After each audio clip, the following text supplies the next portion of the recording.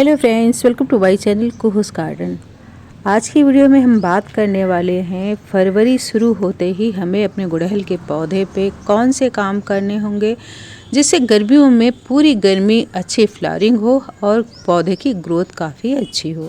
अगर आप फरवरी के महीने में आप ये काम अपने गुड़हल के पौधे पे कर लेते हैं तो आप देखेंगे आपके गुड़हल के पौधे पे ढेरों कलियां बनेंगी, ढेरों फूल आएंगे, पूरी गर्मी अच्छी फ्लावरिंग करेगा, पौधे की ग्रोथ काफ़ी अच्छी होगी और उसमें लगातार फ्लावरिंग होती रहेगी। अगर आप भी चाहते हैं आपके गुड़हल के पौधे में अच्छी ग्रोथ हो, अच्छी फ्लावरिंग हो, गर्मियों में आपके पौधे में फूल ही फूल नज़र आए, तो आज की वीडियो में मैं जो टिप्स बताने वाली हूँ, जो खाद बताने वाली हूँ, इसे फॉलो करेंगे तो गर्मियों में आपके गुड़हल के पौधे की ग्रोथ इसी तरह से होगी। आपका पौधा बुशी होगा और आपके पौधे में सैकड़ों कलियाँ बनती रहेंगी और फ्लावरिंग होती रहेगी। इस तरह की फ्लावरिंग लेने के लिए, इस तरह की ग्रोथ लेने के लिए फरवरी के महीने में हमें अपने गुड़हल के पौधे पे बहुत ज़रूरी काम करने होते हैं। अगर ये काम आप भी करते हैं तो आपके गुड़हल के पौधे में इसी तरह से अच्छी फ्लावरिंग और अच्छी ग्रोथ होगी। फरवरी की शुरुआत में ही हमें गुड़हल के पौधे पे ये ज़रूरी काम करने होंगे जिससे गर्मियों में अच्छी फ्लावरिंग हो। देखिए, इस समय पौधों की पत्तियाँ कुछ इस तरह से पीली नज़र आ रही हैं। पौधे अपनी पत्तियां छोड़ रहे हैं, यानी कि पतझड़ आ गया है। वसंत ऋतु शुरू होने से पहले गुड़हल के पौधे पे हमें कौन सी खाद डालनी है और पौधे पे कौन सा काम करना है, ये आज की वीडियो में मैं बताने वाली हूँ। देखिए, मेरा प्लांट कुछ इस तरह से हो रहा है, इनकी पत्तियां पीली होकर गिर रही हैं। आपके भी प्लांट कुछ इसी तरह से नज़र आ रहे होंगे। तो ऐसे में करना क्या है, देखिए इसमें फ्लावरिंग भी हो रही हैं, कलियाँ भी बन रही हैं, लेकिन ये जो पौधे हैं इनकी पत्तियां पीली हो रही हैं। तो सबसे पहले करना ये है कि हमें अपने गुड़हल के पौधे की प्रूनिंग कर देनी है। पतझड़ के बाद इनकी जो ब्रांचें होती हैं ये बहुत लंबी लंबी नज़र आने लगती हैं और जिससे हमारे पौधे में जब नई पत्तियां आती हैं तो इसमें फ्लावरिंग नहीं होती।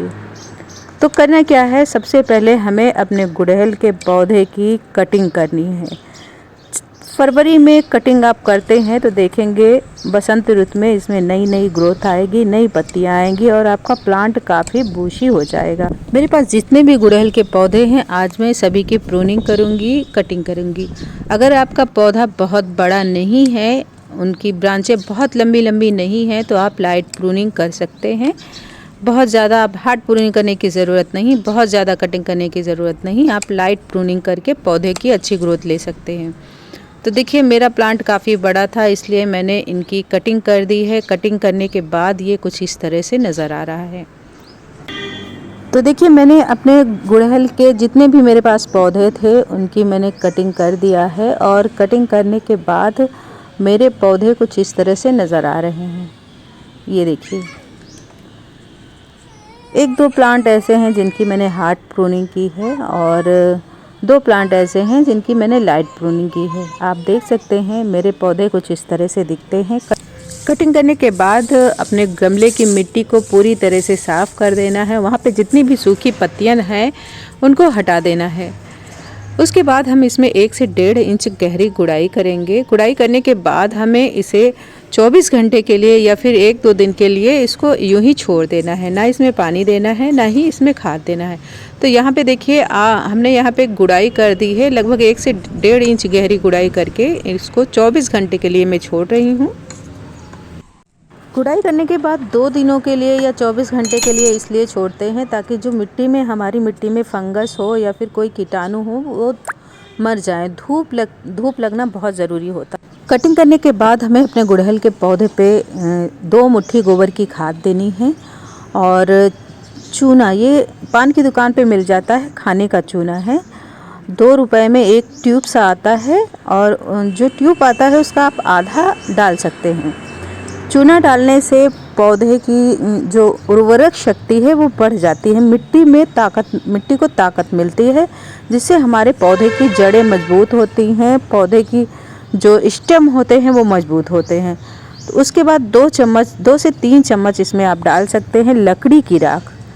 ये बहुत ज़रूरी होता है हमारे पौधों की ग्रोथ के लिए। हमारे पौधों में जो कीटाणु होंगे, मिट्टी में जो कीटाणु होंगे वो इनसे मर जाएंगे। इन तीनों को आप अच्छे से मिला के इस तरह से मिला लीजिए और उसके बाद आप अपने गुड़हल की जड़ में आप इसको दे सकते हैं। जहाँ हमारा पौधा है, गुड़हल का पौधा है, उसके तने के आसपास आप ये खाद दे सकते हैं। ये बहुत ही अच्छी खाद है। जब भी आप अपने गुड़हल के पौधे की कटाई छटाई करते हैं तो ये खाद देना बहुत ज़रूरी होता है। इससे हमारे पौधे की मिट्टी मजबूत बनती है और हमारे जो पौधे हैं, स्टेम हैं, वो मजबूत बन के आते हैं, उनको ताकत मिलती है। तो ये खाद देने के बाद हम इसमें देंगे पानी आप प्रॉपर पानी दे सकते हैं। इतना पानी दीजिए कि आपके जो ड्रेनेज होल है वहाँ से पानी बाहर आ जाए। उसके बाद हमें 1 हफ्ते तक इसमें कोई खाद नहीं देना है, कुछ भी नहीं देना है। 1 दिन छोड़ के आप इसमें पानी दे सकते हैं। तो ऐसा करने से आप देखेंगे आपके गुड़हल के पौधे में बहुत जल्दी बहुत ढेर सारी ग्रोथ आएगी और लंबे समय तक इसमें फ्लावरिंग होगी, पौधा बुशी बनेगा। तो आज के लिए इतना ही। उम्मीद है मेरी दी जानकारी आपको अच्छी लगी होगी। अच्छी लगी है तो लाइक और शेयर कीजिएगा। चैनल पे नए हैं तो चैनल को सब्सक्राइब कीजिए, बेल आइकन प्रेस कीजिए ताकि जब भी मैं कोई न्यू वीडियो अपलोड करूं उसका नोटिफिकेशन आपको मिल जाए। तो मिलते हैं अगली वीडियो में नए प्लांट और नए टॉपिक के साथ। Thank you for watching. Bye bye.